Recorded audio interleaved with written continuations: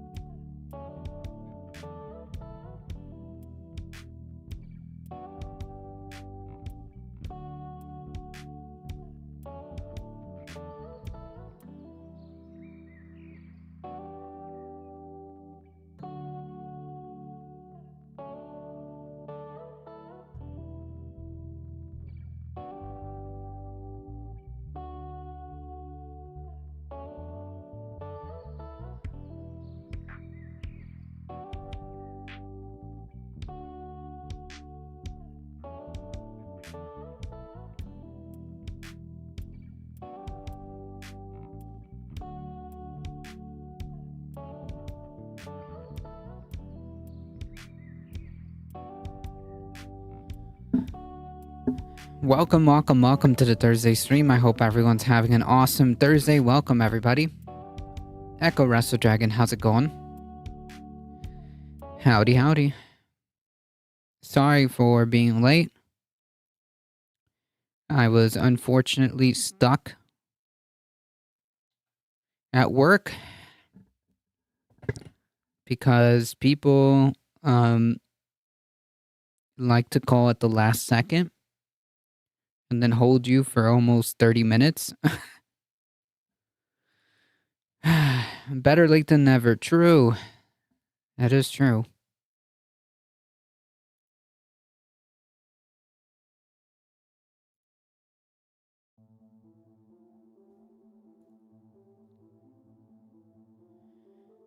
All right, folks. Yeah, since we're already as it is on a bit of a crunch time, I guess we should start. We have plenty of things to go through.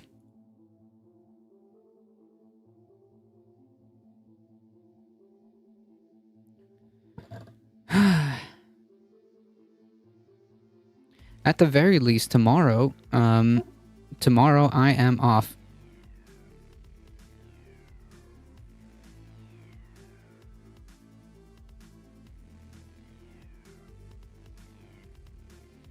I hate talking on the phone, so more power to you. That's all I do. That's all I do. So yeah, I now hate it too.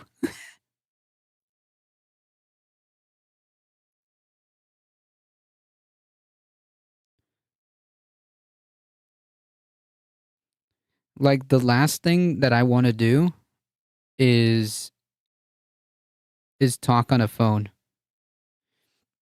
That is literally the last thing I want to do.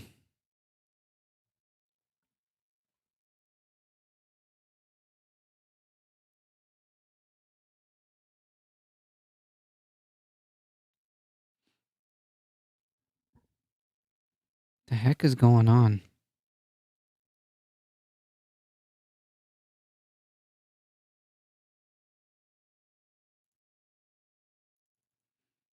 Hmm. Okay.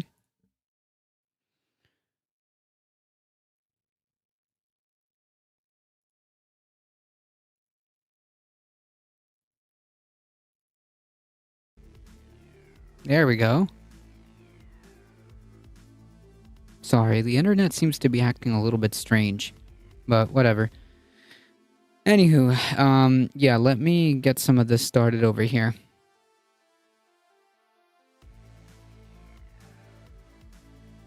Hey, $27. Followed me on Twitter. Look at that.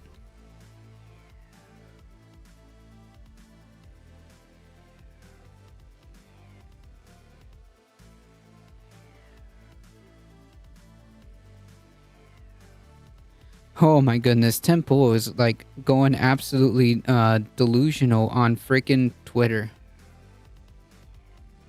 I think the beanies getting to him. I think the beanie is cutting circulation. The beanie must be cutting circulation.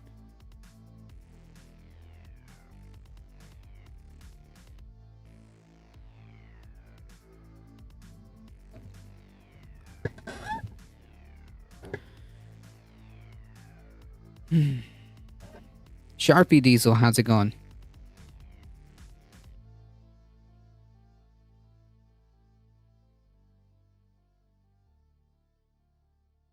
I'm fine with certain people, mostly just talk to my mom on the phone, but I think other phone calls is with the autism and audio processing that makes phone calls harder. Gotcha. After watching Cody's last video, I think Tim's days are numbered.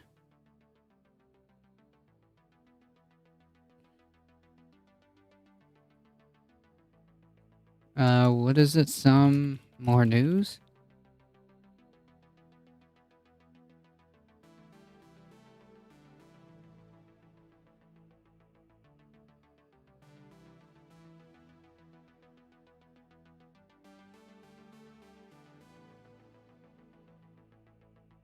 Oh, right-wing pundits don't have a lot of, a shelf life? That's true.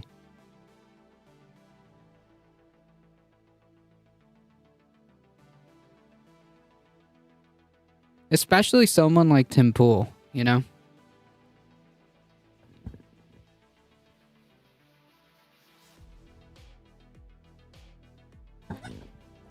Especially someone like Tim Pool. Alright. Okay, folks, let's get this started.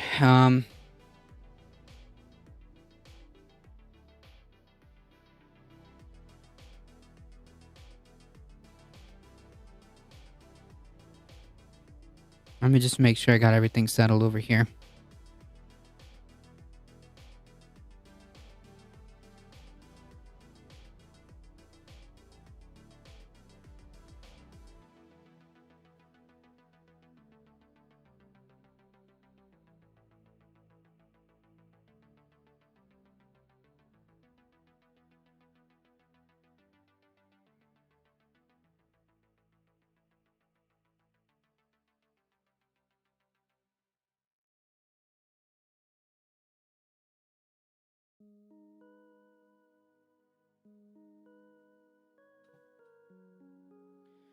Okay. Whew.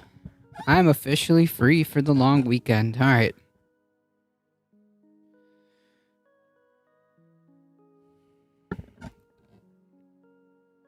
One can only hope that Tim Pool's days are numbered.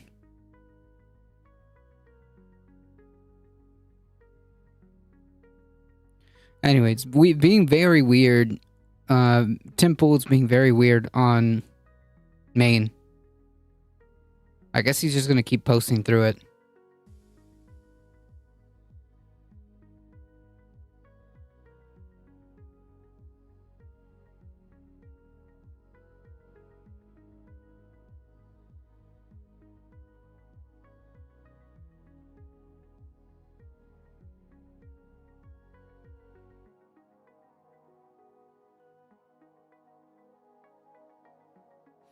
This is the kind of stuff that we're dealing with right now.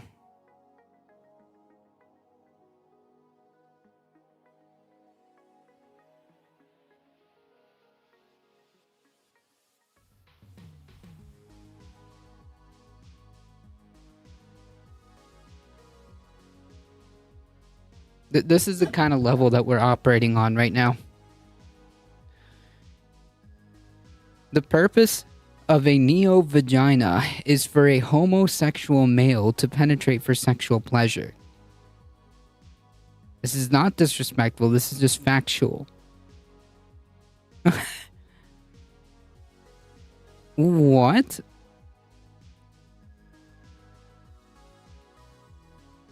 To which, of course, I replied, this is delusional. Why would a gay person, why would a gay man be attracted to a vagina? They're gay, Tim. They're gay.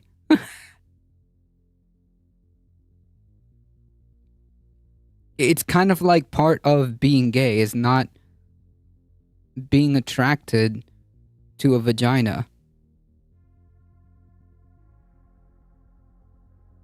It just blows my mind. The only conclusion is that obviously he's just doing this on purpose. But yeah, the beanie's really cutting that circulation to the brain there.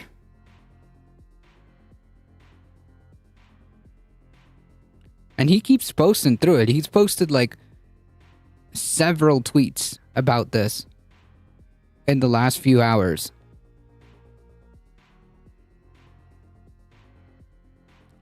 Yeah.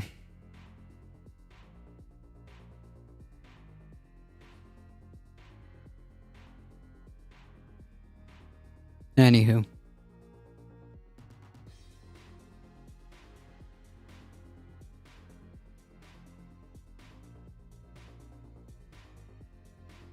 I thought I was gonna have a normal day. So my time is kind of limited, but we'll see. Because I was supposed to cover 2 articles yesterday. And I don't think I made it. And now I can't find them.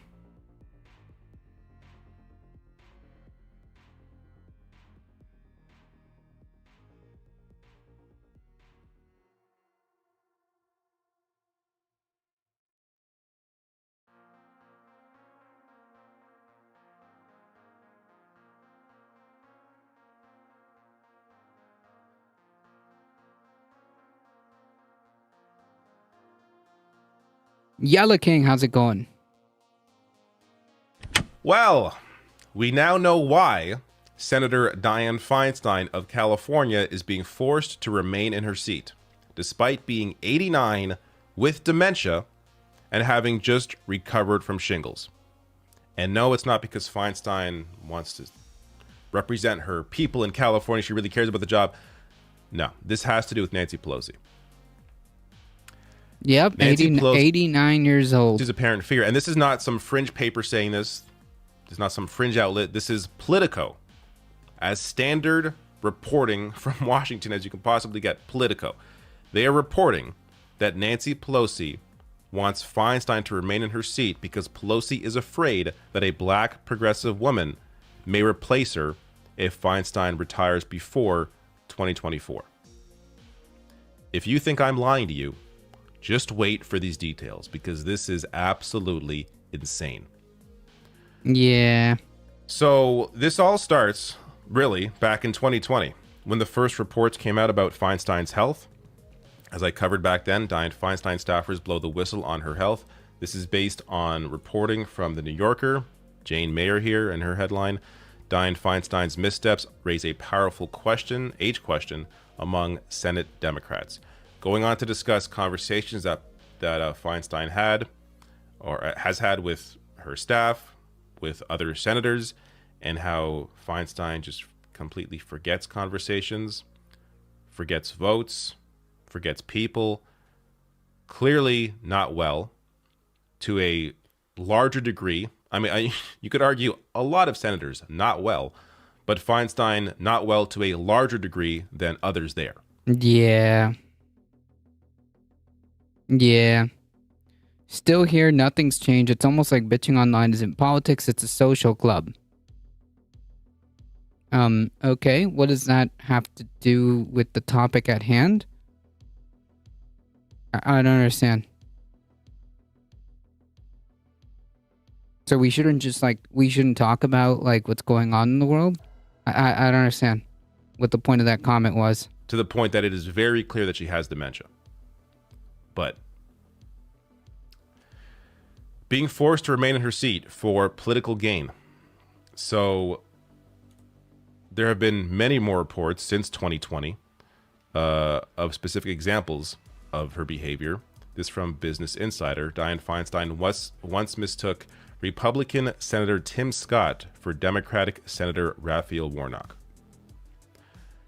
Feinstein congratulated Republican Senator Tim Scott on his victory for joining the Senate. She thought she was speaking to Raphael Warnock. Jesus. And it's not like she realized it and corrected her mistake. No, she had a full conversation with Tim Scott thinking he was Warnock. Just to laugh at your ineffectiveness? Cool.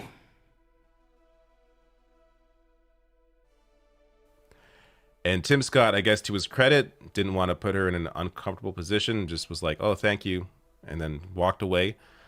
And I'm sure her staff, actually, I believe the reporting writes how her staff, were horrified because they realized what was going on. And hey, Elio, how's it going?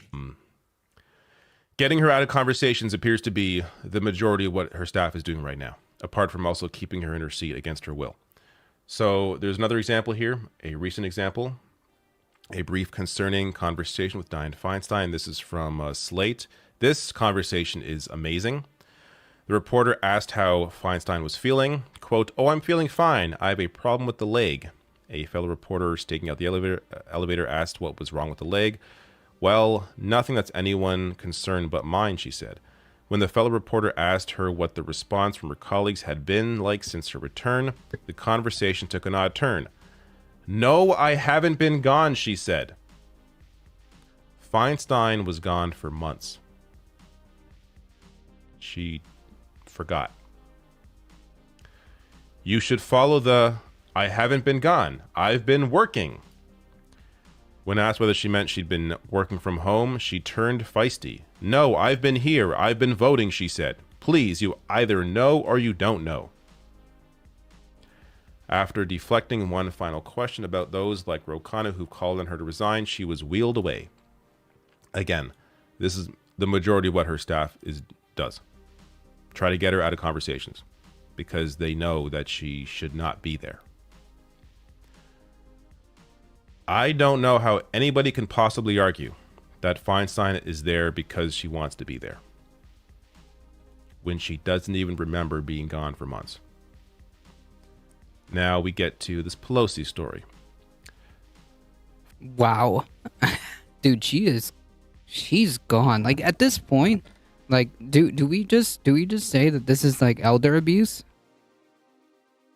I mean, like, do we just call it and say it's elder abuse at this point?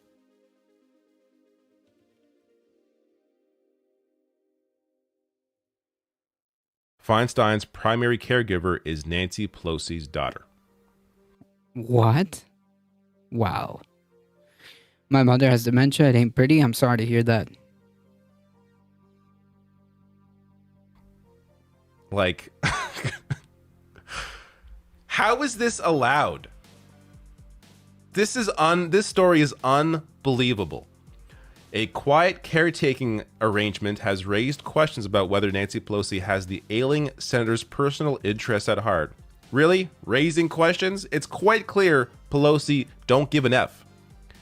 She's doing this to keep Feinstein there, as you're going to read in this piece, simply for her own political purposes. More than healthcare. Yeah, like this means this more is some time like to be a person. elder on elder violence. That's what this is. This is like elderly on elderly violence. The future. Sadly, no one would probably be want to be around her if she wasn't a senator. Yep. It's all good. She had a great life. Well, that's good. Of Feinstein's seat, Pelosi has endorsed Representative Adam Schiff, her longtime protege and former hand-picked House Intelligence Committee chair, to succeed Feinstein after her sixth and final term ends next year. Schiff is a household name in California and already has a $15 million campaign cash advantage over his nearest competitor.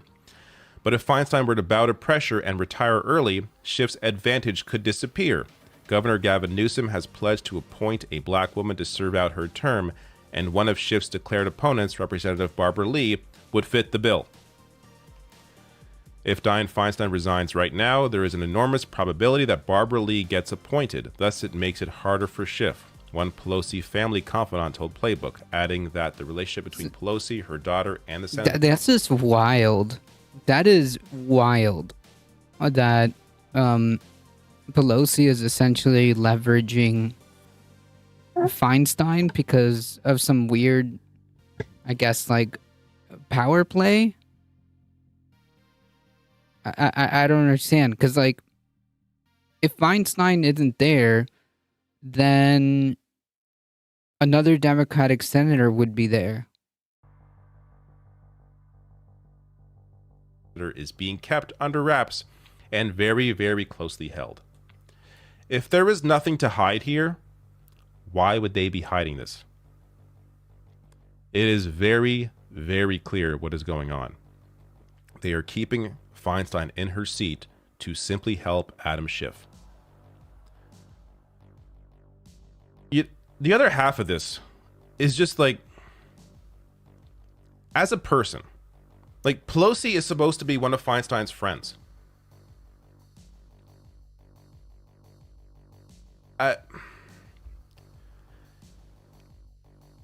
Schiff is speaking at a UC Hastings Law School graduation right now. Sheesh. Simply as a friend, how could you do this to your friend? Force them to remain in this seat for your own political purposes. When you know they are not well. When you know they should be home with their family. You're forcing them in their last years to do something that is purely beneficial to you as a politician. I just don't. I'm not made out for this world. Like, this is there. I would not succeed in politics if this is what it takes to get ahead. I could not cross lines like this. This is unbelievable. Quote, it's very tricky and political because they want her to stay in the Senate, said the person who spoke on condition of anonymity. Quote, the political thinking is that if Dianne Feinstein stays as long as possible, it helps Schiff as well, clearly. Now, Pelosi's spokesperson here, Bennett, rejected suggestions that Pelosi was seeking to influence Feinstein's decision about her future. Quote, anyone who knows Senator Feinstein knows that her service in the Senate is entirely her own decision. And Speaker Pelosi would never suggest otherwise. Then why does Pelosi have her daughter following Feinstein around? Politics ain't beanbag. True. Why is Feinstein forgetting things like being gone for months? Confusing people. Not to mention This I covered this because it was so just stunning. Feinstein announced her retirement back in February, that she would step down in 2024 after the end of her term. And that same day, this happened. When asked about her retirement by reporters hours later, Feinstein did not seem to be aware that the statement was released. When asked by Raw Story about finally retiring, Feinstein said, quote, "Oh no, I'm not announcing anything," adding that she will one day. Hours after she announced retirement, or I should say her staff announced it, but of course she was aware that she was announcing her retirement. I'm sure they told her. Hours later, she forgot that it was announced. Come on. It is, I want to say unbelievable, but at this point, it's not hard to believe what some people will do for power. Last thing here, this is just an Onion headline that I thought was humorous. Senator Feinstein, quote, "Let me retire on my own terms, with everyone effing hating me as I hold that democracy hostage." So part of the issue right now, because, you may think there's a divided Congress, what can even get through here? Why does it matter if Feinstein's there or not? Just in terms of votes. But it does in terms of judges.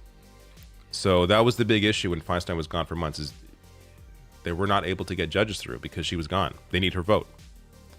So, but even apart from any procedural reasons or any political or policy reasons, forcing someone to be in this position where you are representing tens of millions of people in the state of California, when you clearly are not in the right headspace to do so. Like, this is not some executive position that, even then shouldn't be in that position if you're in a state like this. But this is a position where you are a public servant. You're a public servant, and you clearly are not able to properly serve the public in any capacity. True. As I said, I have hope that this may actually go somewhere. This may actually cause some changes because of who covered this story, because Politico are the ones breaking the story. This may actually have some impact. Doubt it. I'm gonna be honest. I doubt it.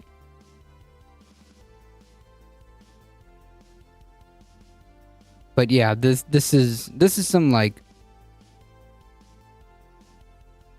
elder abuse. That's what this is.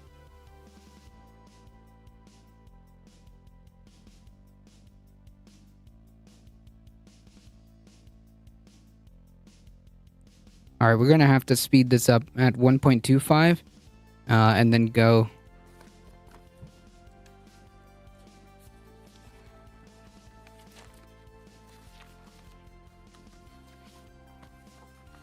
Okay, thanks very much for being with us to discuss an enormously important issue. Let me begin by thanking the 11 United States senators who have signed a letter to the President urging him to use the 14th Amendment of the Constitution, if necessary, in order to prevent a default on our national debt. And those signers are Tina Smith, Elizabeth Warren, Jeff Merkley, Ed Markey, Mazie Hirono, Peter Welch, Dick Blumenthal, Jack Reed, Sheldon Whitehouse, and John Fetterman. Throughout the history of our country, the United States government has done what it is supposed to do. Not too surprisingly, we pay our debts. That's what we have always done. In fact, over the past 63 years, the national debt limit has been raised nearly 80 times, 49 times when a Republican has been president, and 29 times when a Democrat has been president. Let me see if we can actually get that.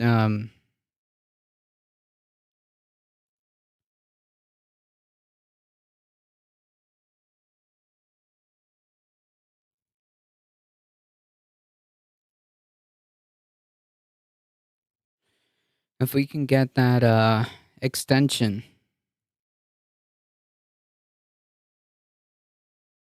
Not too, buddy. Extensions, yeah.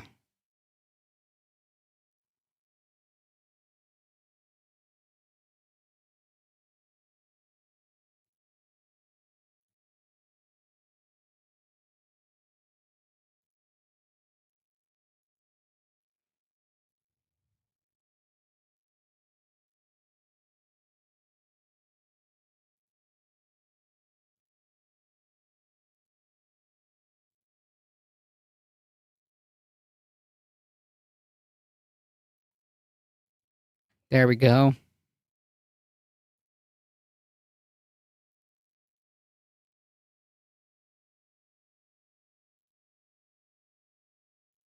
The debt ceiling was raised 18 times under President Ronald Reagan, 7 times under President George W. Bush, and 3 times under President Donald Trump, when the national debt increased by some $8 trillion with no strings attached. Bottom line, we pay our debt. That is what a major country does, the largest economy in the world. We pay our debts. And let's be clear, what the debt ceiling is about is paying money that has already been appropriated and spent. It has nothing to do with future budgets and future spending. You could debate that. This is simply a question of paying off what has already been spent. However, in an unprecedented and outrageous way, extreme right-wing Republicans have hijacked the debt ceiling process and have said to the American people, if we don't get our way and impose savage cuts on the needs of working families, the elderly. This is based, by the way. This is so based. Like, this guy is the only one, as far as I know, that's getting out, getting in front of, like, the cameras and being like, yo, these people are fucked up. Elderly, the children, the sick, and the poor. If you don't do what we demand that you do, we are prepared to allow the United States government to default and bring our economy and the world's economy into turmoil. That's what the Republicans are essentially saying. Yes. And by the way, he's 100% correct. Make no mistake about it. Biden needs to be called out for betraying the voters. Yep. I mean, he has done so several times already.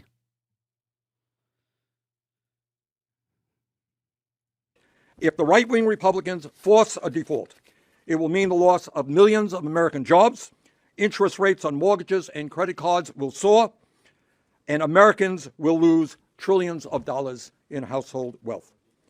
As disastrous as it would be to default on our debt, it would be equally disastrous to pass the outrageous Republican proposals. Under their proposals, it has been estimated that up to 21 million Americans would lose Medicaid, ripping away the health care they need to stay alive. Over 1 million women, infants, and children would not receive the nutrition they need to stay healthy through the WIC program. Nutrition services, such as Meals on Wheels, would be cut for more than 1 million low-income senior citizens in this country. Over 640,000 families would lose access to rental assistance, and more than 400,000 low-income families would be evicted from Section 8 housing. 200,000 children would be thrown off of Head Start, and 180,000 kids would lose access to child. I was a beneficiary of Head Start. I was a beneficiary of Head Start when I was a kid. Republicans are fucking cruel, man. There's just no other word. They're just fucking cruel. Childcare. 80,000 jobs will be cut at the VA alone, impacting the quality of care we provide to the men and women who put their lives on the line to defend us. All of this is absolutely unacceptable. Meanwhile, while... Correct. It's completely unacceptable. And, like, needless, like, never mind, like, never mind, like, how awful the Democratic Party is. But, like, the Republican Party is it's just fucking cruel. Never mind how garbage the Democratic Party is. The Republican Party is just fucking cruel, man.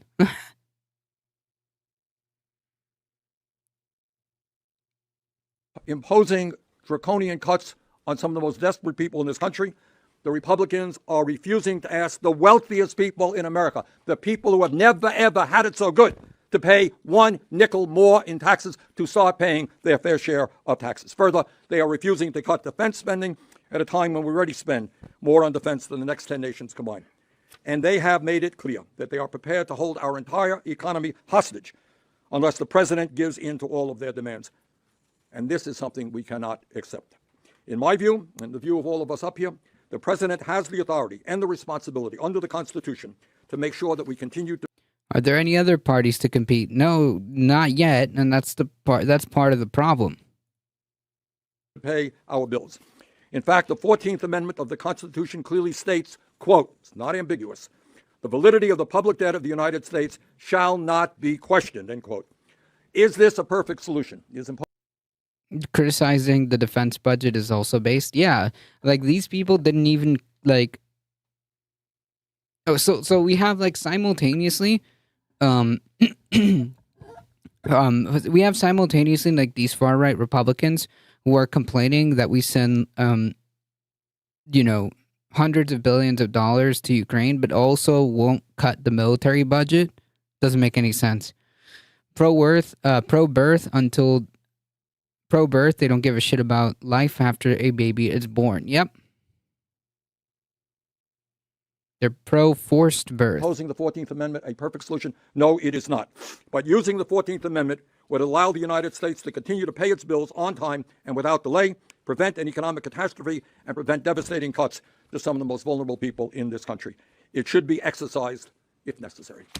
Ed Markey is from Massachusetts. Ed? Thank you, Bernie. Thanks to all of my colleagues.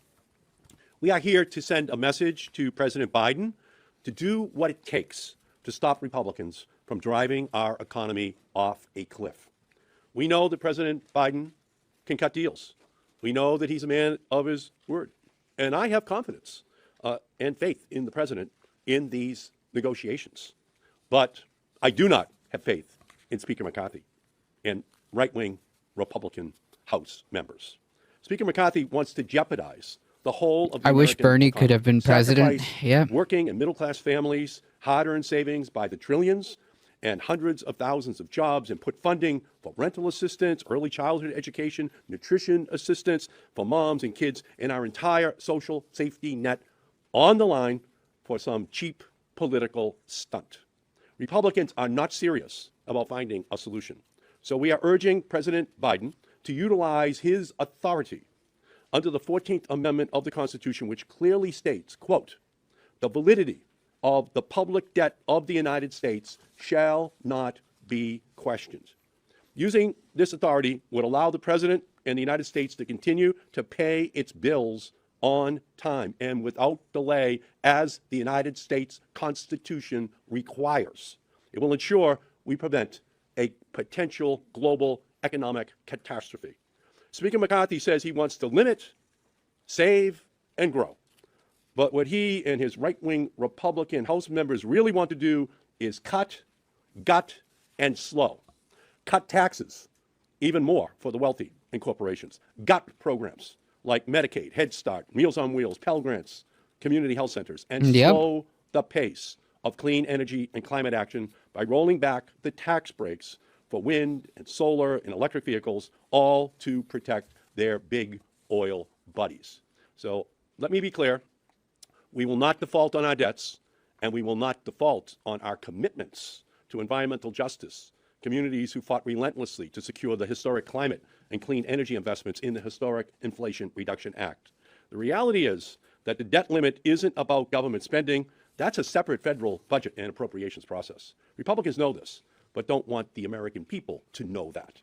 What we're talking about with the debt ceiling is whether we are going to default on the bills we've already incurred. It's like racking up a bunch of spending on your credit card and then refusing to pay the bill at the end of the month. This is Republican hypocrisy on stilts. Over the past 6 decades, Congress has raised the debt limit 49 times under a... Yeah, like, just to be clear, the clowns who have come into chat and said, like, oh, what, just printing more money. This has nothing to do with that. The debt ceiling is a completely different process. Good on Markey for calling this out. Republican president and 29 times under a Democratic president.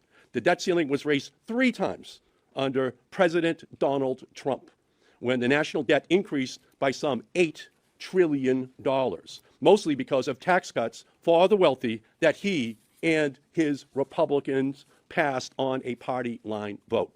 The president should exercise his authority under the 14th Amendment to protect our economy and the full faith and credit of our country. So thank you, Bernie. Thanks to my colleagues. And now let me turn to Jeff Merkley from Oregon. Thank you very much, Bernie and Ed and team. Let's pull back the curtain on the Republican strategy to make the rich richer and the powerful more powerful. They say this is about Money. controlling the deficit, but let's look at the history. We had 100% support in the Senate for the Deficit Control Act, the Budget Control and Impoundment Act of 1974. 22 years it was there with support for controlling deficits, and Republicans used the nuclear option to blow that up and say instead they could use it to, in that filibuster-free pathway, to increase deficits through massive tax cuts for the rich and powerful. The Republicans blew it up. The Republicans proceeded not just to blow up that process, but pass those tax cuts under Bush and under Trump, and those are the major causes of the national deficit. The wars in Afghanistan and Iraq added to that with Republican support. So here we are with their strategy to say, first, we run up the deficit, and then we use the deficit to say we need to cut programs for ordinary Americans. Not to have fair taxation for the rich and powerful, no, to cut the programs for ordinary Americans that my colleagues have outlined. Right. And then, like, to turn around, and say, look, these programs don't work after being severely cut, underfunded, and kneecapped, so we should probably get rid of them. Like, yeah, we can see this shit a mile away.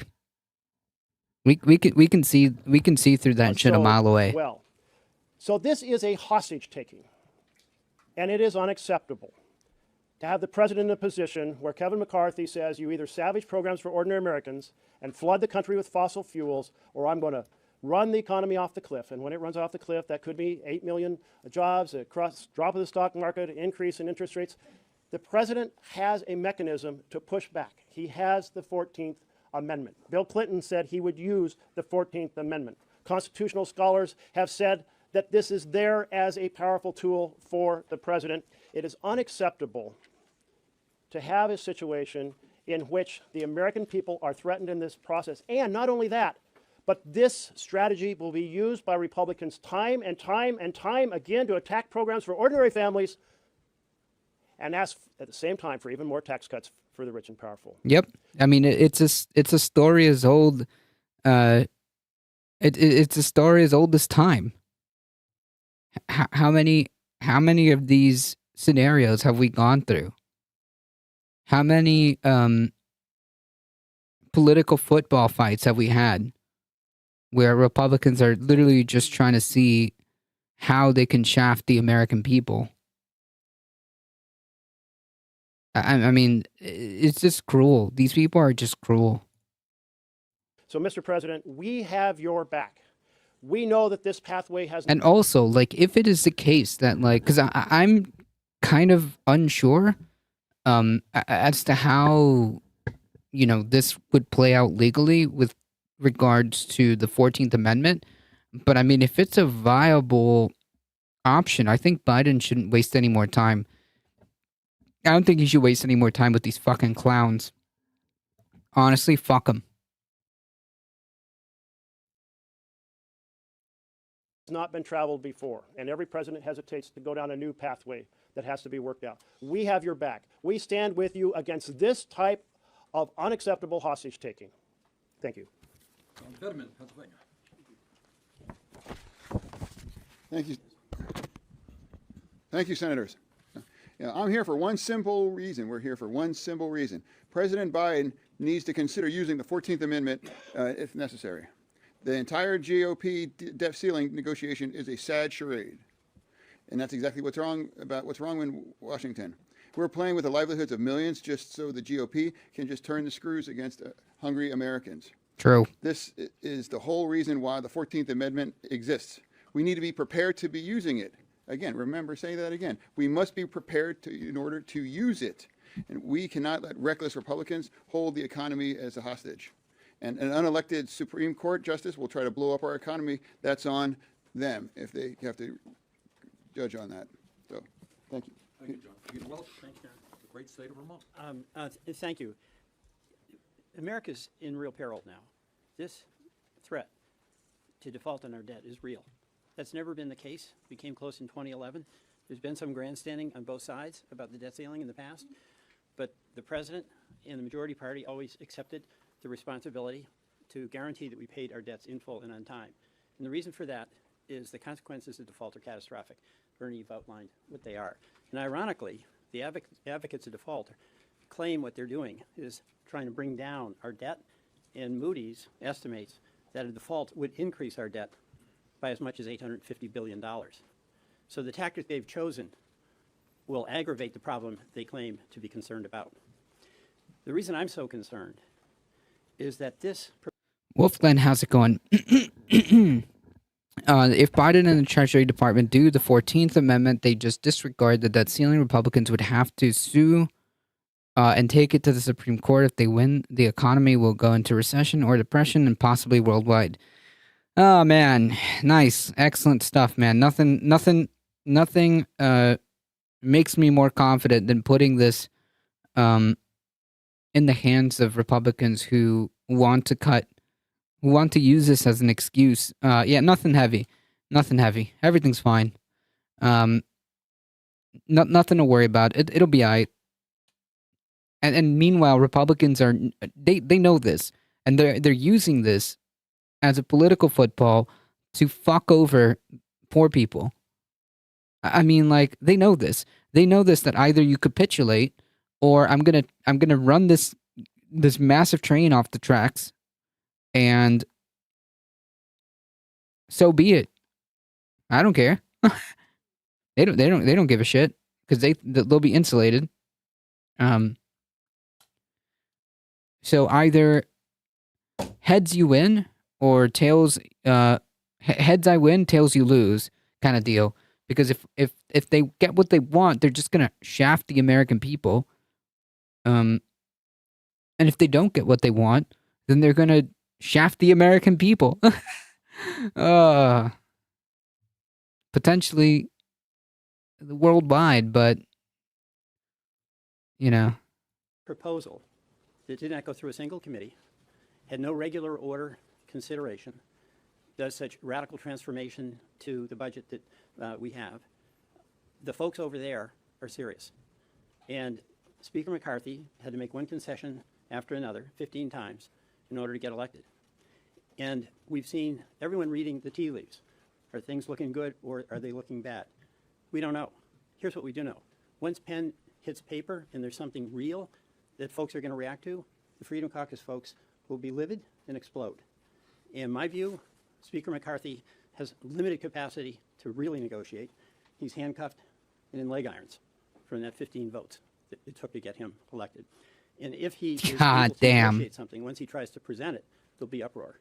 So this question that's going to come down to may be the president having to make a second choice decision. His preference is what we should do is what we've always done, raise the debt ceiling.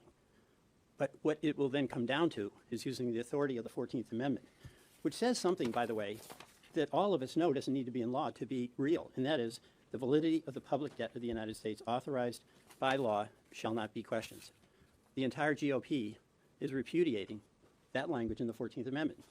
And by the way, the choice that the president has to make is whether, if it comes to it, he invokes the 14th Amendment or allows Republicans, in effect, to repudiate existing law. The appropriations that they want to unravel have all been passed by previous Congresses. It's the law.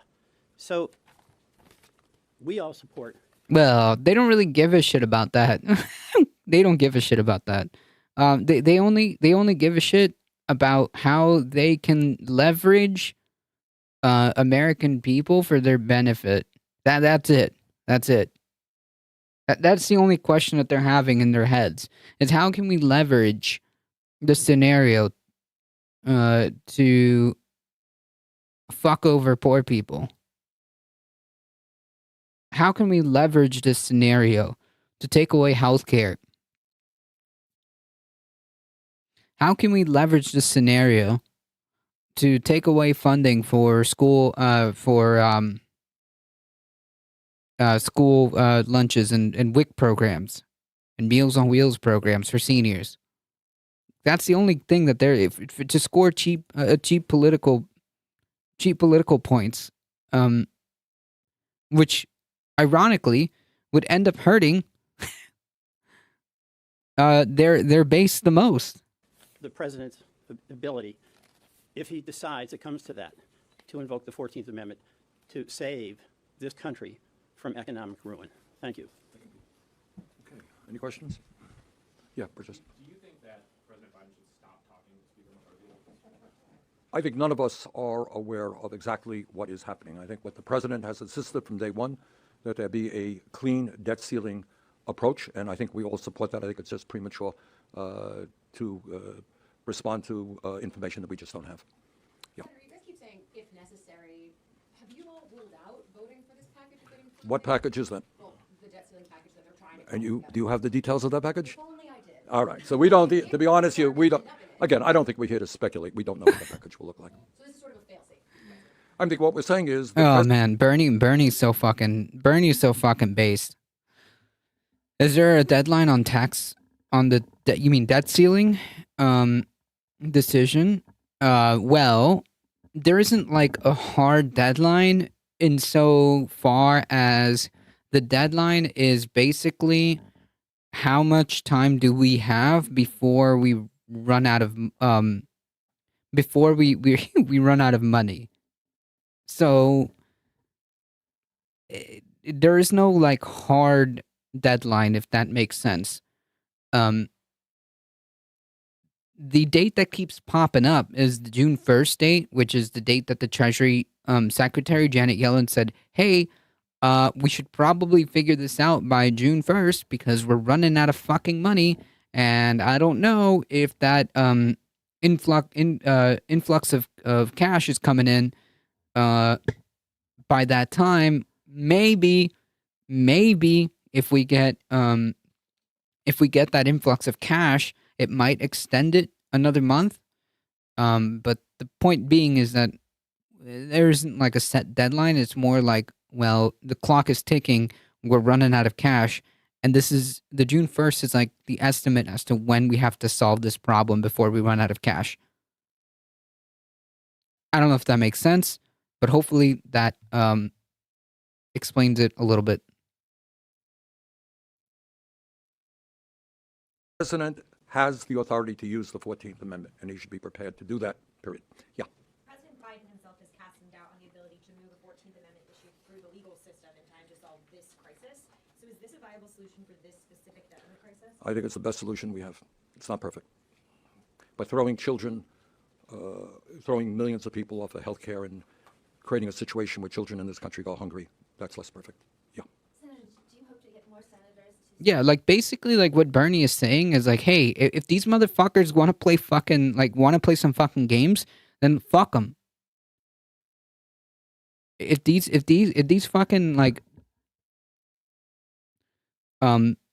cruel if these cruel motherfuckers want to play hardball, then like fuck them. Why like we should just invoke the 14th Amendment and that's it. Why are we having a conversation about this? This is a non-starter. Remember, California, due to disasters, did not have to file federal income tax until October of 23. Thus, less income to the Fed. Gotcha.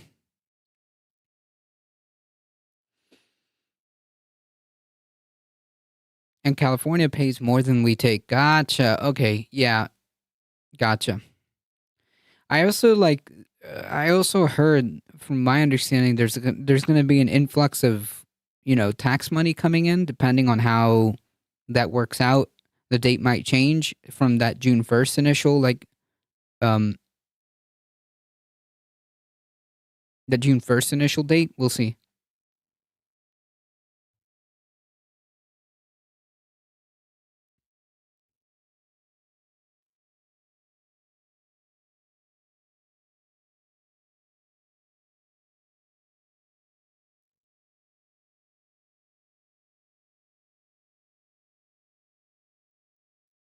One out of 5 states does that. Gotcha.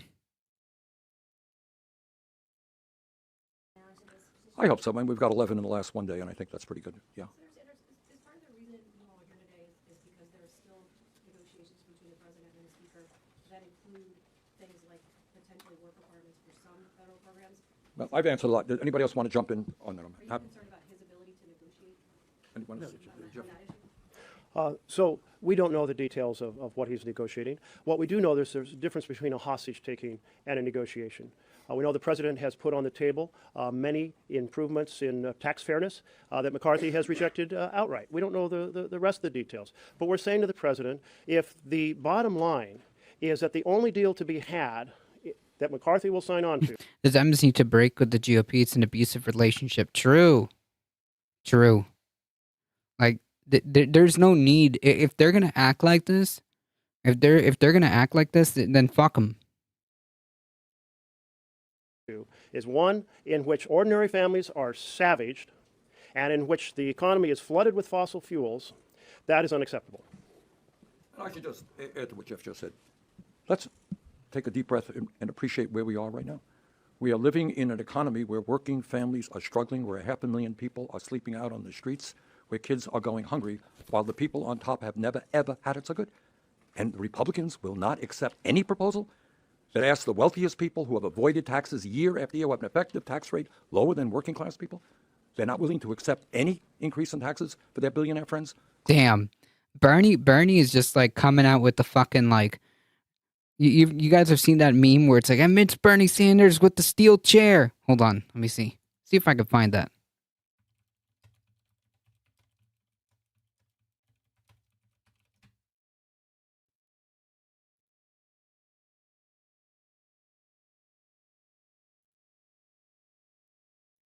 Yeah, live footage of Bernie on the Capitol.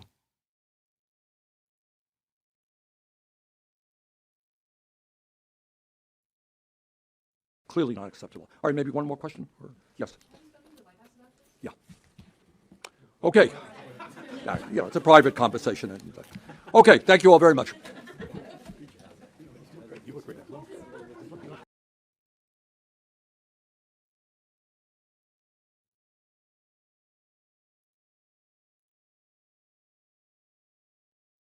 There you go.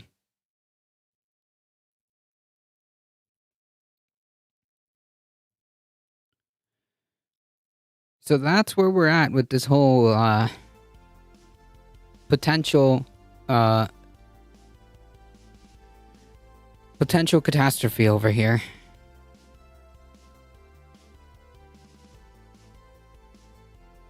Hating the overtime, yep.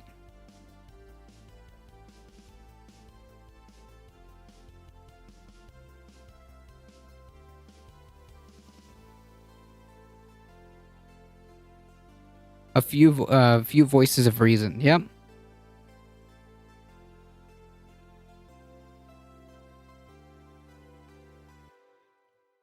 All right, folks. Let's just go over some of these articles here. Representative Marjorie Taylor Greene introduces articles of impeachment against Biden. Damn. Never mind, like, the mammoth problem in the room here, which is potential, like, I don't know, economic catastrophe that's going to affect, like, tens of millions of working class people or more. Never mind that. Never mind working to solve problems, which this country has many. No. Marge is on the case, solving the real issues. Marjorie Taylor Greene on Thursday introduced articles of impeachment against Biden over his handling of migrant crossings along the U.S. border. Oh, man. These people, I tell you. Greene accused Biden of abusing his power by endangering the security of the United States and thwarting the will of Congress.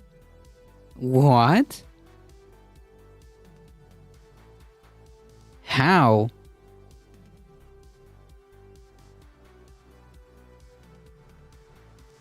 We need to impeach Biden and get Trump back before we can fix things. Gotcha. Joe Biden has deliberately compromised. Deliberately, so there's intent here. And remember, folks, what's the saying? Every accusation is just a confession. I don't know, man. Who belongs to the party that launched a fucking insurrection against the United States government?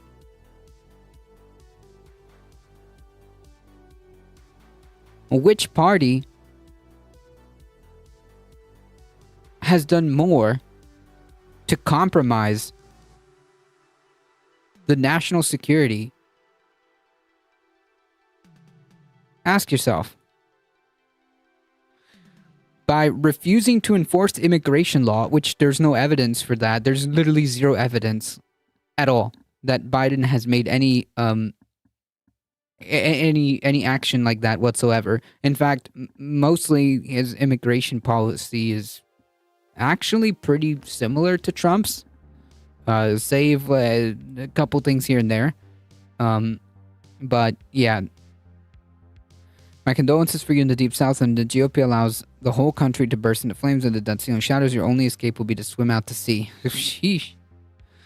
Oh man, if only.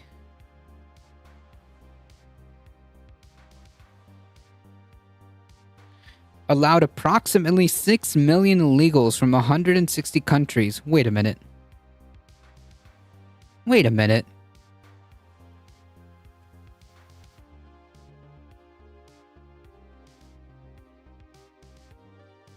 A 160 countries? I'm gonna press X to doubt on that claim. I mean, like, this is nonsense from the start. This is built on a bullshit premise. Nowhere and at no point has Biden ever refused to enforce any immigration law. And furthermore, doesn't the executive have power over immigration? Isn't that falling under the prerogative of the executive branch anyway?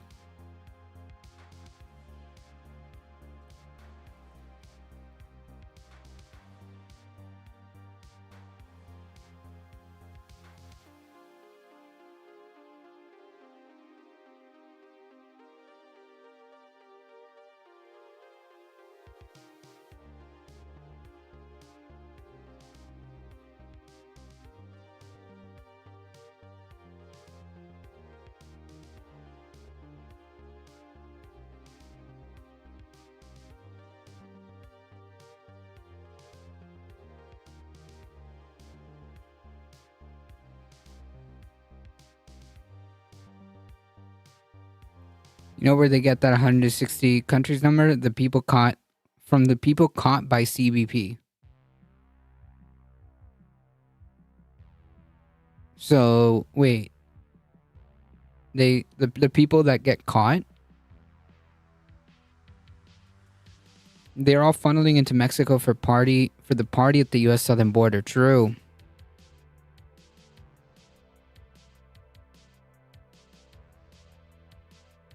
What's the topic? Marjorie Taylor Greene being Marjorie Taylor Greene. It's a real number, but it's people who have been caught and deported or given a hearing. Oh, okay. So, yeah, what's it called? The classic saying, the numbers don't lie, but I can make them say what I want them to say. Okay, now it makes sense.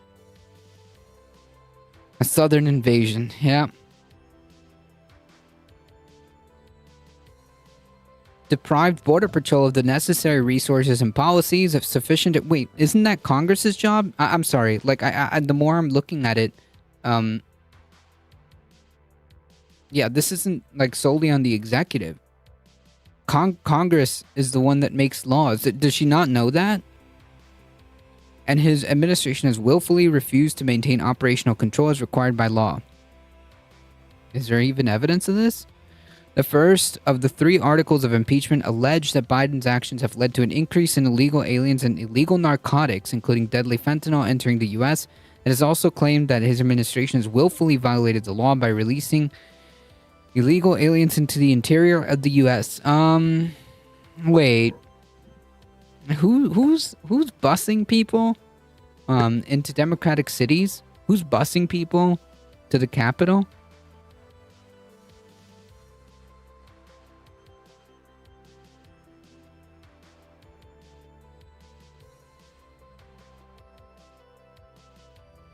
The COVID-era border policy as Title 42. It's put into effect by the Trump administration in 2020.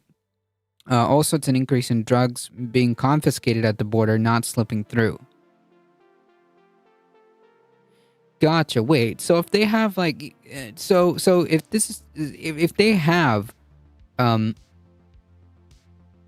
an increase of narcotics, meaning that that's what they've been catching, wouldn't it mean that Biden's policies are better? Isn't it indicative that it's working?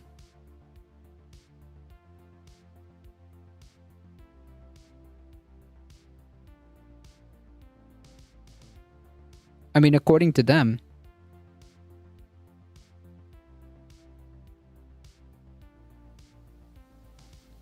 I love how they cite numbers of for all narcotics they capture at the border, and the vast majority of offenders are American citizens.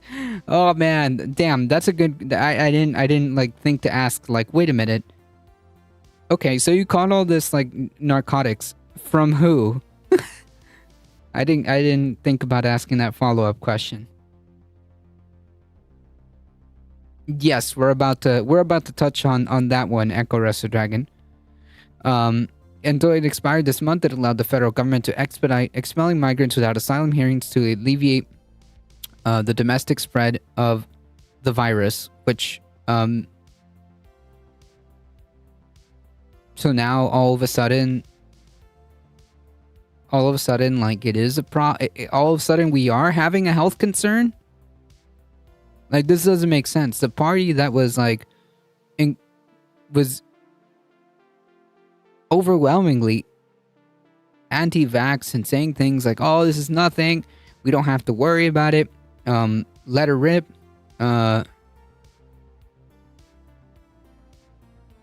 is now saying that we need Title 42 because what? I do think immigration is a difficult topic. I think immigration is net positive and more important and healthy, but I think immigration only leads to more and more problems. Let me elaborate. You have the first issue of immigrants being used to exploit for their labor, which only lowers wages in the country, and as companies take advantage of people. But see, that's not a problem with immigration. That's a problem with capitalism.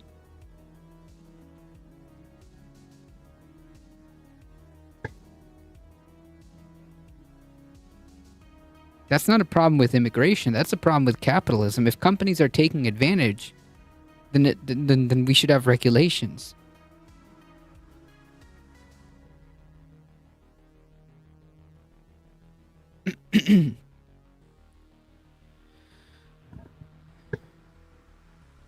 You also have the problem of one country taking in immigrants while immigration on the opposite end not being viable, which makes it an unhealthy one-way transaction. You also have it where the best people in a country leave, which leaves a country less skilled labor on a downward spiral.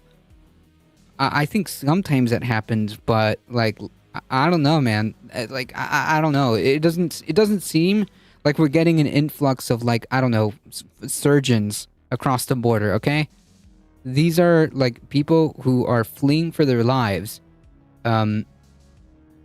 because of the situation that, let's be honest, we laid the foundation for decades ago.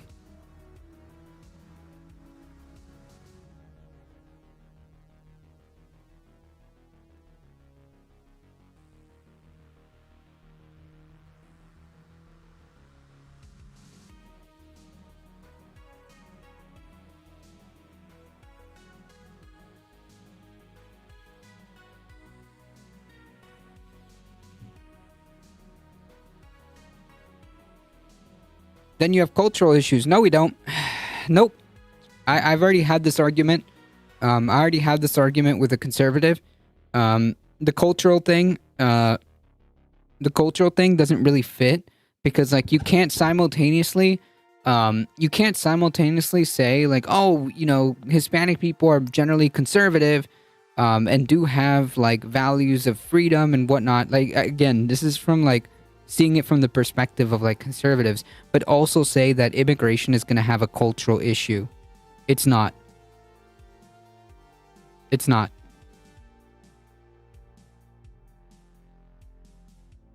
Trust me, the culture with South and Central America meshing with us is not really that big of a deal.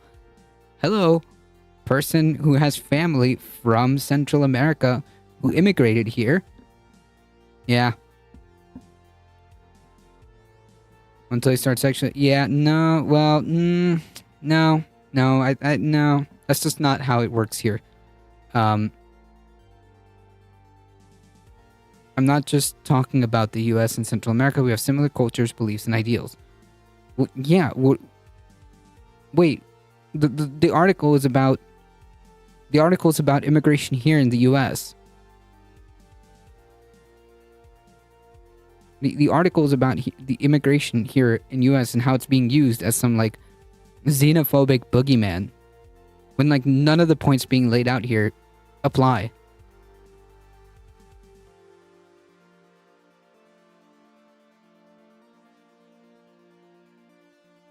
It just seems like xenophobia from these people. That's it. It just seems like xenophobia from these people.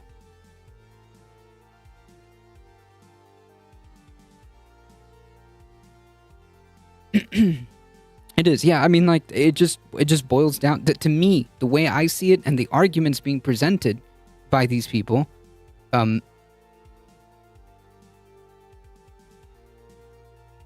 trying to have an honest. No, I understand. I'm just saying that, like, I've seen these points before, and it just doesn't fit. Again, I'm not that well versed in geopolitics, so I can't speak for how things work in other countries, but the same points have been used to attempt to essentially like fight immigration here from conservatives. And I've had this debate. Like I've been in this exchange with conservatives before. Like I've had these conversations. I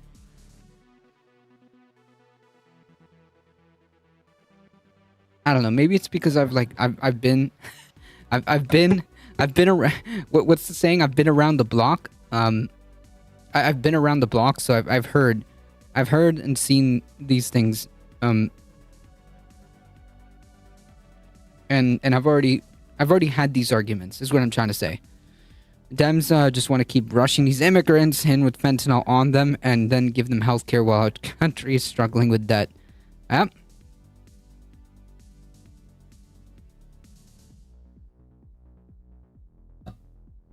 My family's from Cuba. MAGA is not conservative. Wait, but MAGA is not conservative, unreasonable. Well, no, MAGA is conservatism. That's the that is the end game of conservatism. MAGA is conservatism.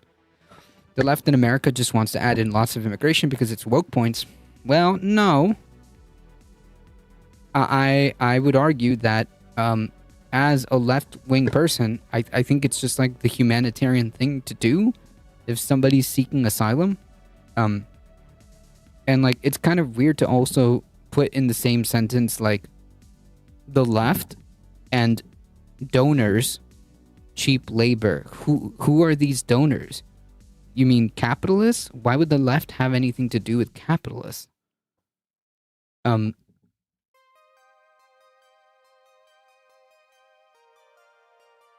It just doesn't make any sense. The right wants to fight a culture war and depression and keep out a minority. Yes, because they're xenophobic.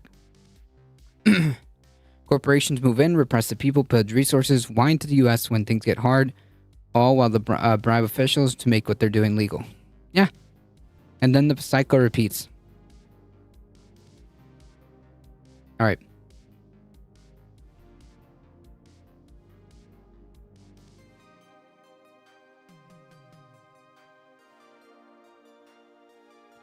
Republicans have criticized the Biden administration for its decision to end the restriction, but while it was expected that the lifting of Title 42 would cause a surge in crossings, the number of migrant crossings in the southern border has declined since the policy expired last week, which is what Echo Rest the Dragon brought up.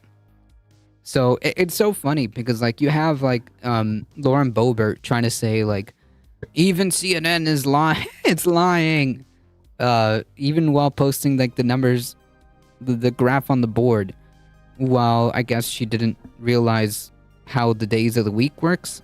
I don't know.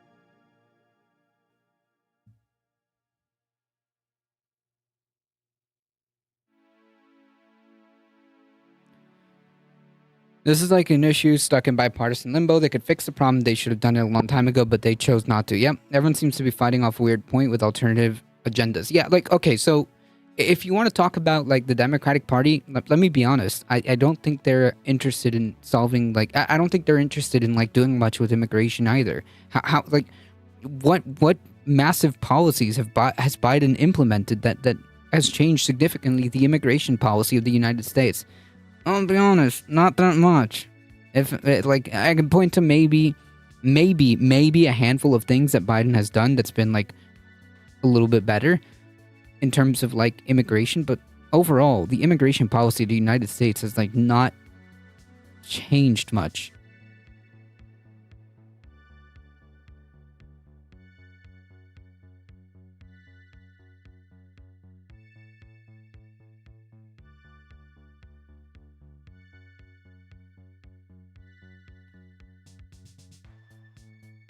Republicans want to suppress a minority and keep white dominance, which both in the end want the same economic thing, which is just enough immigrants to keep labor costs low, but not enough to become relevant in politics or class warfare. Right, but like the issue then becomes like capitalism. I reroute you back to the same problem. It's capitalism. I don't understand like what the immigration factor has to do with it. You're talking about fundamentally a problem that is being fueled and generated by capitalism, not necessarily people wanting to immigrate out or in of a country. So like my contention is like right now immigration isn't really a big problem. Isn't really like a big problem for us. Again, from the point of view from a person who lives here and a person who is mainly knowledgeable about the politics of this country. Immigration isn't really a big issue here in terms of like the negative sides of it. I mean, it's just like I just don't see it. Immigration is only a problem in the sense that like these Republicans have made it a problem in their culture war bullshit. As I said, immigration is an inherent issue, but it has issues in the current system and the way society do things, I guess. Which is all a valid statement and discussion to be held around immigration, but immigration is a big problem because of the way the system and the culture in this country treats it. Well, yeah, that's a Republican problem. Like that's a Republican problem. This is really like a non-issue. They made it an issue. If you want to go a step further and like people, they're the ones that are making it a problem. Is what I'm saying. Does that make sense?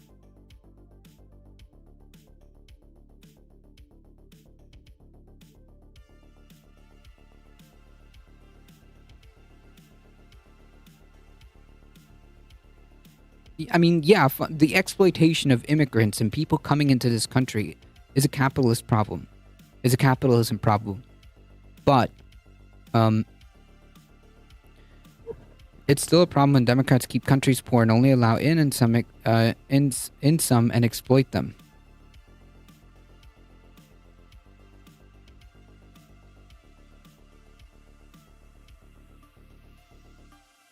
Would you say we have a housing problem?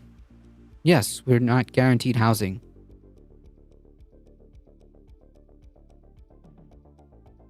You don't say, well, no, it's not a housing problem, it's a capitalist problem. Well, yeah, it's caused by the current system that is currently running things, yes. I think it's semantics. I think it's semantics. I think we're just playing around words. I think we're just dancing around words. I don't necessarily think that, like, I don't necessarily consider, like, immigration like a problem inherently. Because it doesn't present as many negatives as people make it out. Does that make sense? Versus, like, housing, we can point to really bad data about, like, the housing status of this country, how many homeless people, how many unhoused people we have, and what the negative impacts and negative externalities that come from that are. We can point to that. Does that make sense?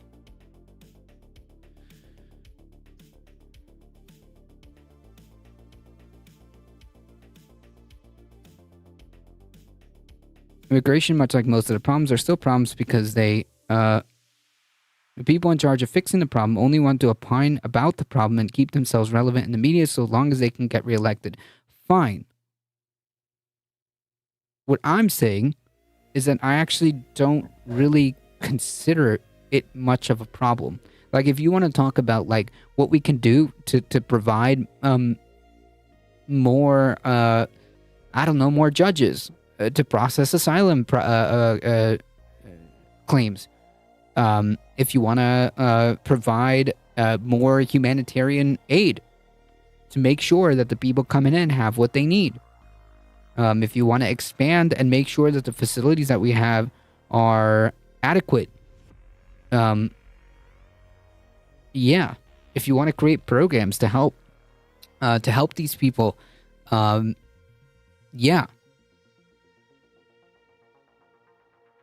if you want to have programs that provide resources to countries that we've messed up, yeah.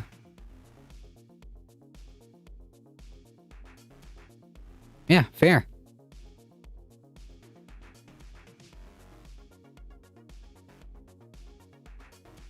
I hope that makes sense.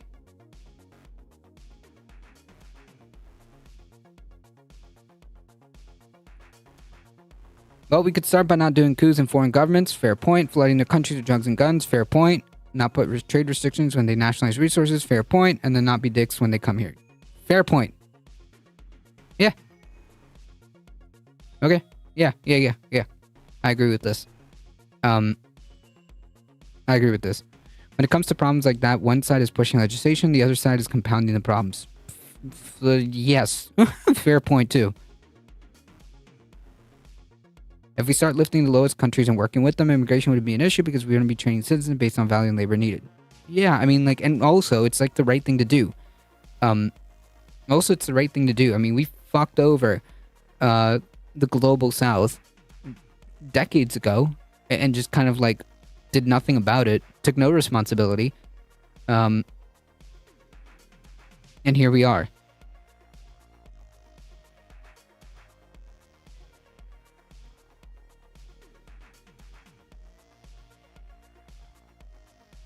Democrats just go, let's just take immigrants, and conservatives go, let's not take immigrants. I mean, I understand what you're saying. If you're making the case of, like, we need to fix this in terms of, like, yeah, well, how did we get here? Decades of bad decades of standard American foreign policy happened, then yeah, I would agree that we probably should take responsibility for that. But also, we can't just like not help them if they're here, you know?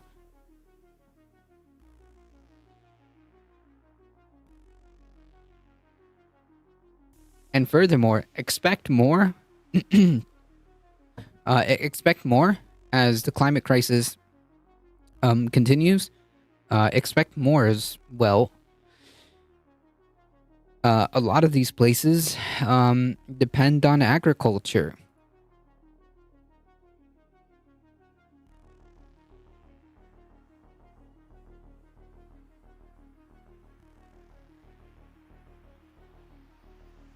All right, so to recap, just so that we can get back on the train, Marjorie Taylor Greene is filing articles of impeachment because of Biden's failure of immigration, something, question mark.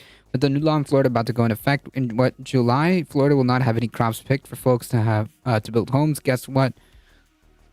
Most are non-legals. Yep.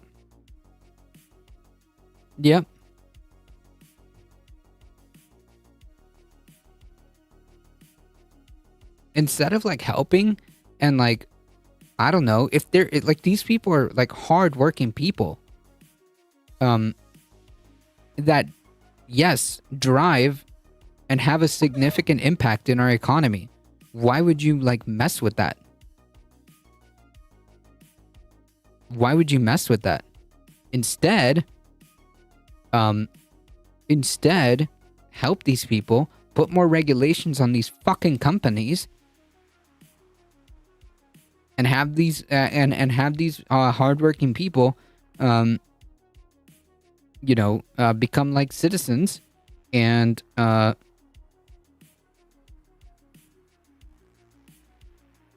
these companies get more regulations, so that they don't do that. Okay, so they don't do that, so that they don't fucking like treat them like slaves. Because it's true. I know.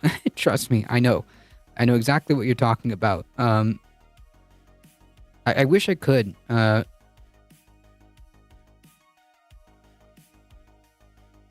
know John Oliver like has good stuff. We agree on immigration. I just think that the convo is limited. I don't think so.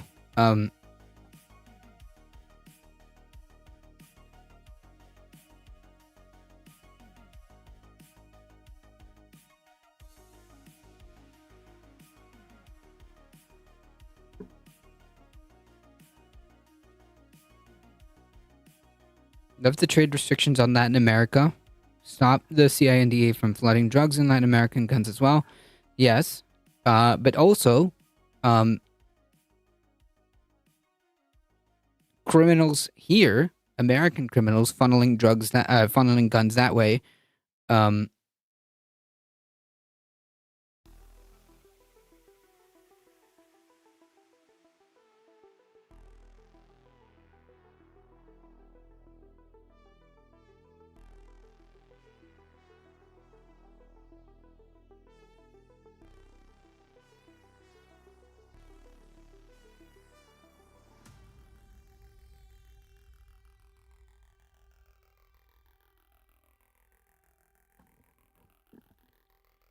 And yeah, we should probably help these people because it's our responsibility. We caused the problem.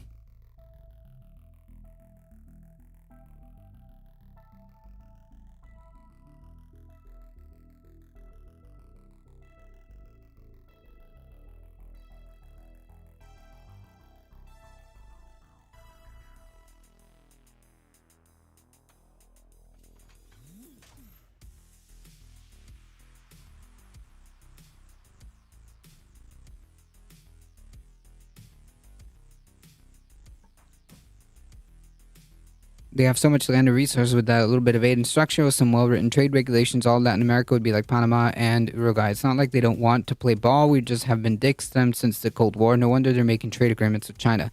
Yeah, I mean, like, yeah, we historically have not been very good. Our foreign policy in the global south has not been good.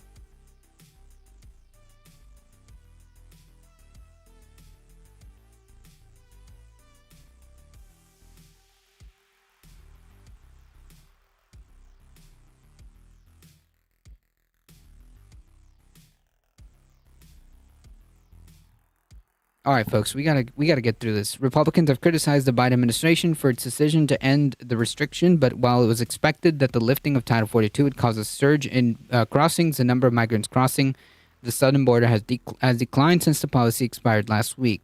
House Republicans do not have the votes to impeach Biden, and neither does the Senate's not going to go anywhere either.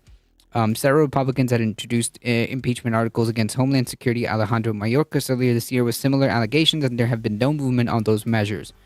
The White House strongly condemned Green on Thursday, calling her articles of impeachment a shameless sideshow political stunt. I mean, like, that's basically what she's there for. She had that whole hearing about domestic violence and spent it talking about protesters requesting action on the climate crisis. Yeah, okay.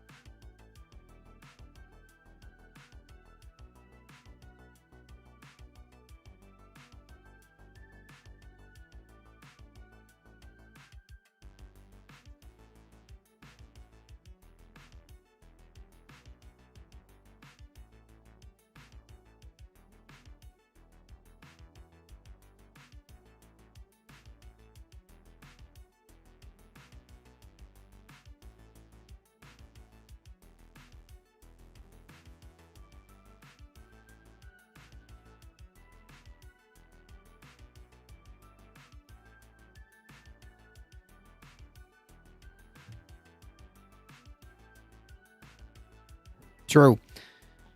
There's a bigger example of a shameless sideshow political stunt than trolling impeachment attack by one of the most extreme MAGA members in Congress over national security, while she actively demands to defund the FBI and said she would have been armed and would have won the January 6th insurrection if only she had been yeah, obviously, like, this is like low hanging fruit, of course.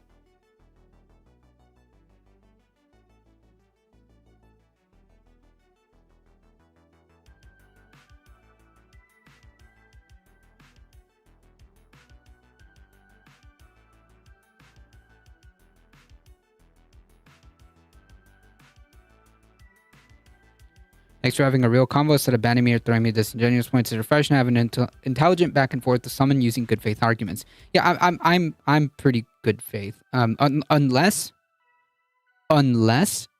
I feel like I'm dealing with a bad faith. Unless I feel like I'm dealing with a bad faith actor, then at that point I'm just gonna troll.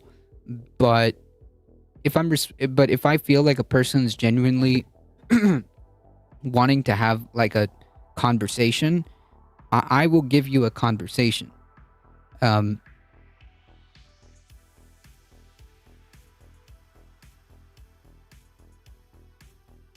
Although I do admit sometimes it's kind of hard to tell nowadays online, but I think I'm pretty good at filtering it out.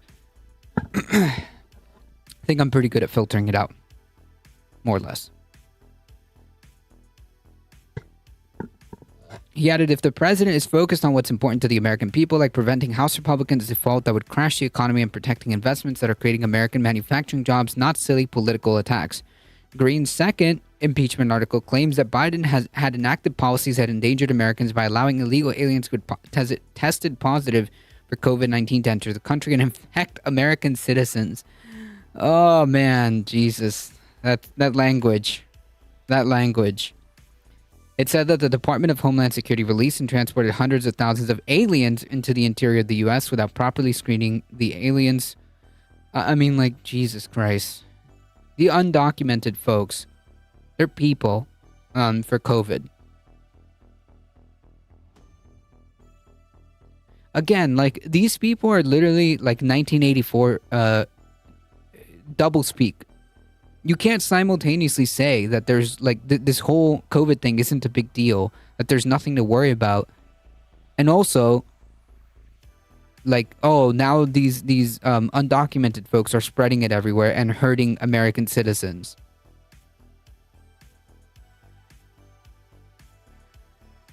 Like, you can't have it both ways. Is COVID-19 a serious health concern, or is it not? I guess asterisk unless you're brown? Jesus. Her third impeachment article alleged that Biden has created a national security crisis and is endangering the lives of everyday Americans with his open border. True, dude. The border currently completely open, guys.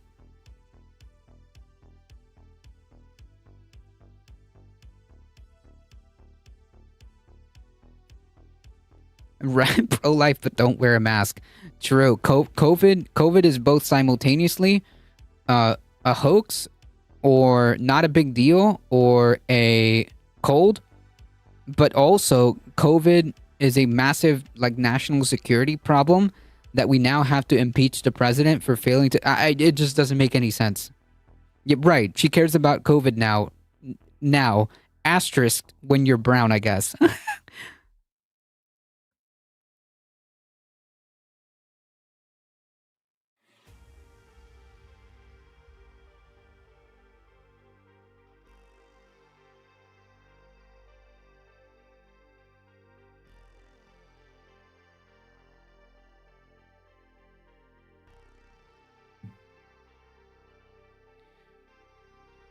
Marjorie Taylor Greene wants to impeach everyone. No, she just wants to impeach the president.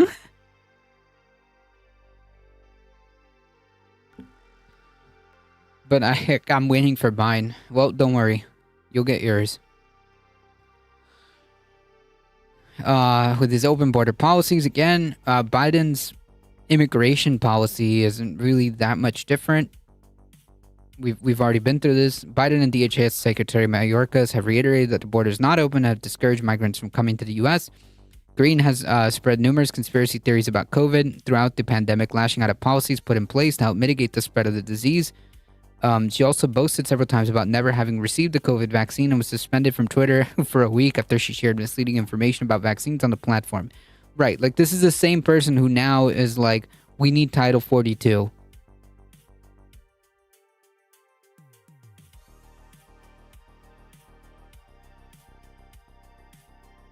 House Minority Leader. Yeah, I know. Nazis like Nazis. Gotcha. Fuck off.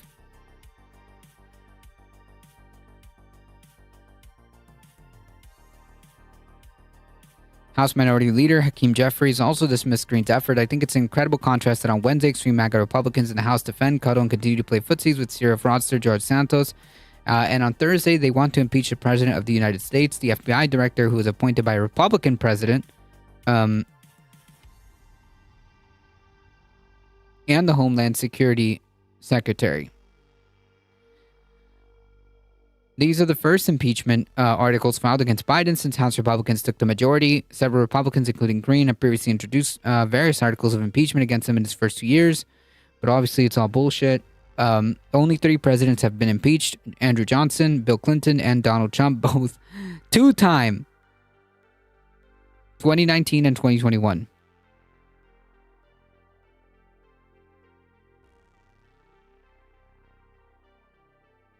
All right, so we're just gonna speed run this because I'm running out of time. But new update on this case of the secret classified documents. Apparently, there is evidence that Trump knew that these. Apparently, Trump knew that there's a process to declassify documents, and he's just lying and trying to play this off. The special counsel investigating Trump's potential mishandling of classified documents at his Florida state is set to receive new evidence that the former president was aware of his proper process for declassification. So in other words, he knew. This is, oh boy. Oh man, this is getting to be quite the case. In May 16 letter to Trump, the National Archives reportedly informed his team that he was preparing to send 16 records to special counsel Jack Smith. The 16 records in question all reflect communications involving close presidential advisors, some of them directing to you personally concerning whether, why, and how you should declassify certain classified records. Acting archivist Deborah Steele-Wall wrote in a letter to Trump obtained by the outlet. A source familiar with the recent grand jury testimony by former top Trump administration officials told CNN that the documents could also make clear Trump's motives and whether he willfully disregarded the classification protocols. I mean, if he was aware of the protocols and then said, like, fuck it, then yeah, that seems like a pretty deliberate action. The former president has repeatedly insisted the documents became automatically declassified when he took them as he left. Yeah, that's not how that works. That's just a flat-out lie. And he knows he's lying because he admitted that he knows the proper procedure. I mean, like, we'll keep track as how this case continues to unfold. But yeah, it doesn't look too good. Doesn't look too good for him.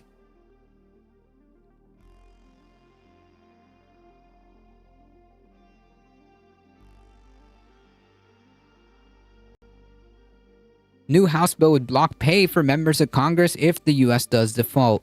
So essentially, there will be no pay for members of Congress if the U.S. enters debt default or if the government shuts down. This is an attempt to kind of break the gridlock. However, I mean, like, okay. Do you think like these uber wealthy Congress people, like the majority of them, are multimillionaires? Do you think that they give a shit? Like their wealth isn't from the paycheck that they get from Congress. But okay. At least they wouldn't be receiving their paycheck like the rest of the workers who'd get shafted when the government shuts down or when the debt if they default on their debt.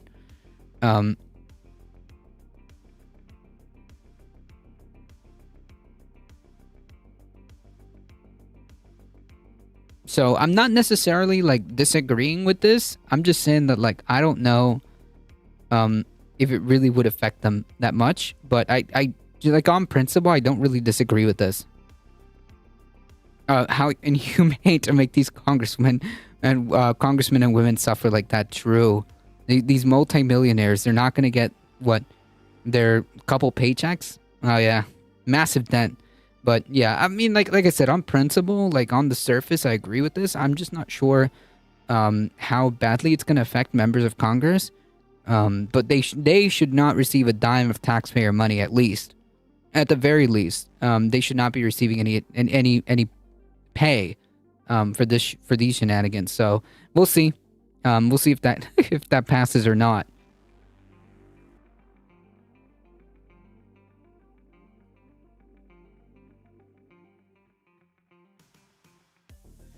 DeSantis to launch presidential campaign next week, so we'll be paying attention. Florida Governor DeSantis is expected to make his entry in 2024 presidential campaign official next week.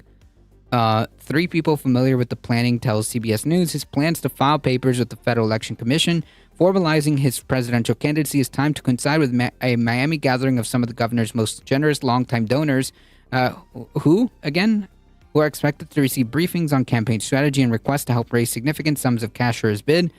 Three people familiar with the plan said. Yeah, I mean, like, amazing, you know? The Florida Republicans essentially took that resigned to run rule so that this guy can go and run for president. Cool.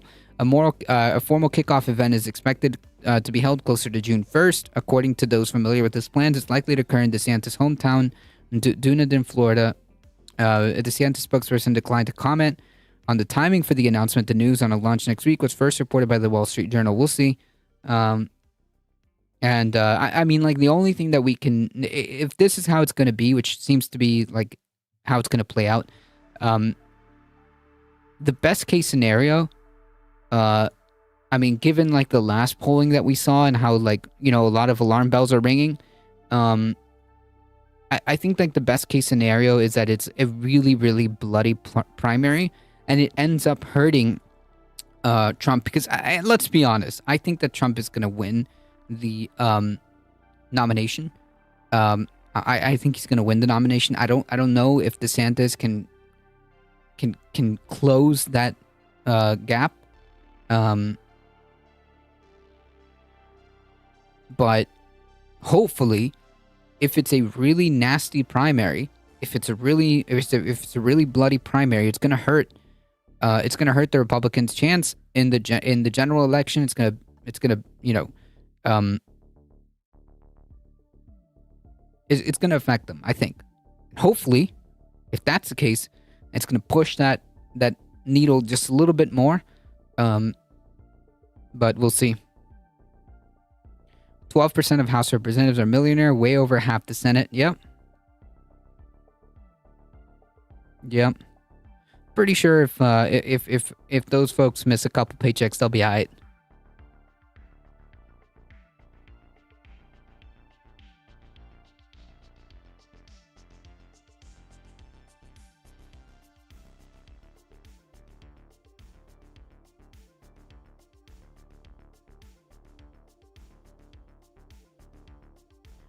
All right, folks. Last story of the day. South Carolina becomes the latest state to move toward a near total ban on abortion yesterday, with legislation that, if enacted, would leave Virginia an outlier in the South as a place where women have unrestricted access to abortion amid a rapid rise in restrictions in the year since Roe versus Wade was overturned. South Carolina is among the last bastions of the region for those seeking legal abortions, but that status could end soon. Access would almost entirely be banned after about 6 weeks of pregnancy, often before women even know that they're pregnant, under the bill that now must pass the state Senate, which previously rejected a proposal to nearly outlaw abortions but would give final passage to the new legislation next week. Yep. And most abortions after 12-week pregnancy will be banned in North Carolina beginning July 1st after the state's Republican-controlled legislature successfully override the Democratic governor's veto. Remember how we talked about like how these people don't have principles and they don't give a shit? Yeah, they ended up vetoing the Democratic. They ended up overriding that veto on Tuesday. So yeah, abortion is banned or severely restricted in much of the South, including bans throughout pregnancy in Alabama, Arkansas, Kentucky, Louisiana, Mississippi, Oklahoma, Tennessee, Texas, and West Virginia. In Georgia, it's allowed only in the first 6 weeks, which, I mean, such restrictions are possible because the Supreme Court struck down the landmark ruling of Roe versus Wade. It would just be devastating for abortion access in the South. Like, it's an entire, like, half of the fucking country. It's just unable to access basic, like, important medical care because these people are fucking cruel.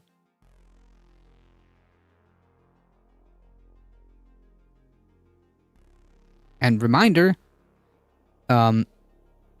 this is literally what happens when Republicans win elections. Said Jamie Lockhart, Executive Director of Planned Parenthood Advocates of Virginia, said the proposed 6-week ban in South Carolina, the 12-week ban in North Carolina, and a 6-week ban in Florida that will take effect only if the state's current 15-week ban is upheld by the state Supreme Court. North Carolina Representative Sarah Stevens, a Republican, said she sees the 12-week ban and other restrictions as new safeguards, not obstacles to abortion. Yeah. Oh, man, the mental gymnastics necessary to logic that one into existence, to will that logically into existence. We seek to balance protecting unborn, in other words, they're not people, they're not babies, Jesus Christ, while ensuring the safety of the mothers. No, because you forego that. You forego that. Look at all the cases that have happened in Florida and in Texas. Look at those people in the eye. Look at the person who had to sit in the parking lot of the emergency room because they couldn't take her because she wasn't crashing. She hadn't lost enough blood. She didn't lose enough blood. So they couldn't really do anything.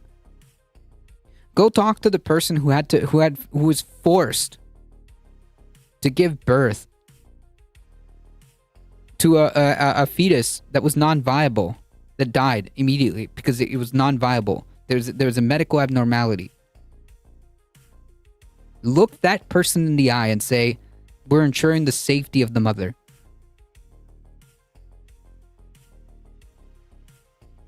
Who, by the way, she was at risk of preeclampsia as well because of the abnormality. Go get a medical degree and then say something? Yeah. I bet women feel so safeguarded now. Very nice and thoughtful of conservatives. True. The psychological harm is incalculable. Yeah. And the cruelty is the point. Do you think that representative is gonna look those women in the eyes?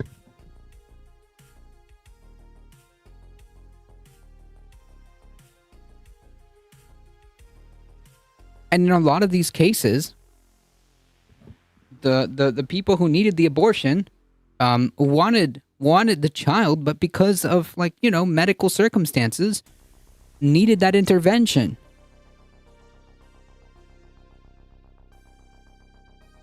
So please, don't talk to me about the safety of mothers. Shut the fuck up, you absolute fucking ghoul. True. This power grab by the GOP is putting so many people in real danger. Yes. All these ghouls are actually sadistic. Yep.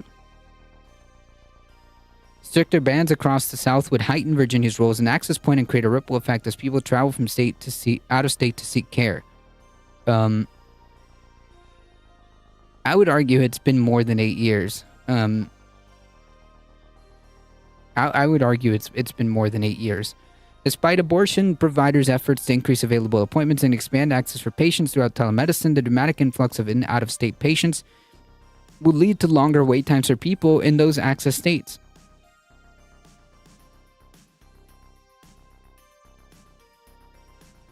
Virginia currently allows abortions in the first and second trimesters, and abortion is allowed in the third trimester only if the doctor certified the mother's mental or physical health are at serious risk.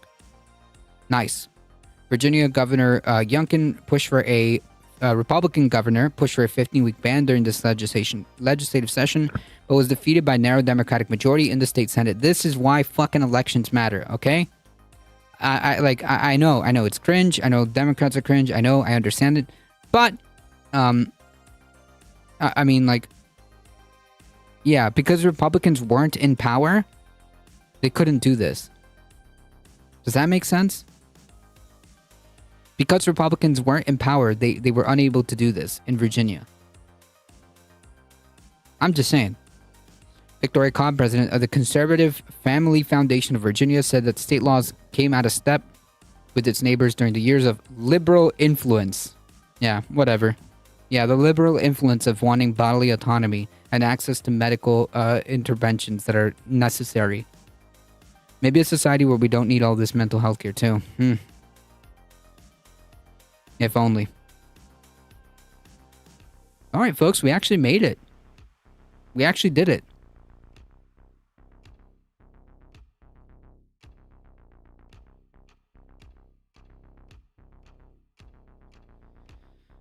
Whew. All right, folks. I got to get out of here. Thank you guys so much for joining. I appreciate all of you guys being here. Thank you guys for mixing it up in the chat. Thank you, Michael Hassler, for keeping the peace in the chat. Thank you, Alio, for the 11 biddies. Thank you for the support. Corporations need conservatives because it makes Democrats seem progressive and desirable. Without Republicans, we would have split the Democratic Party and lean left long ago. Maybe.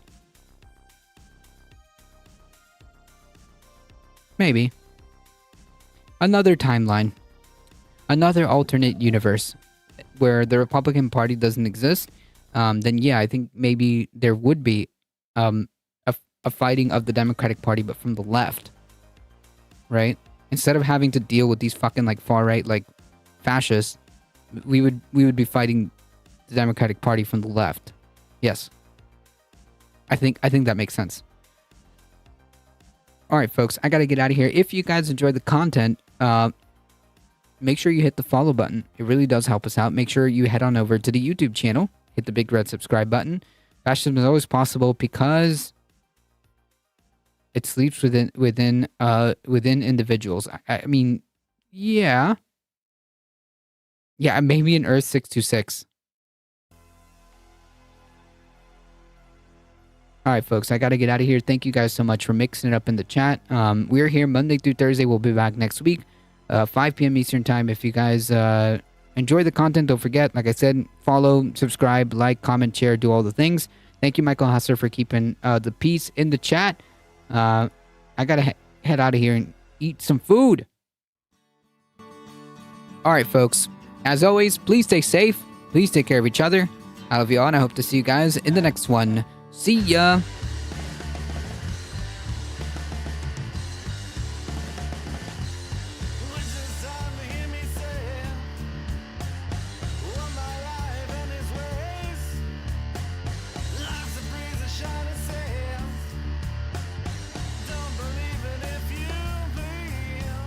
Alright, folks, we're heading out in 5, 4, 3, 2, 1. See ya!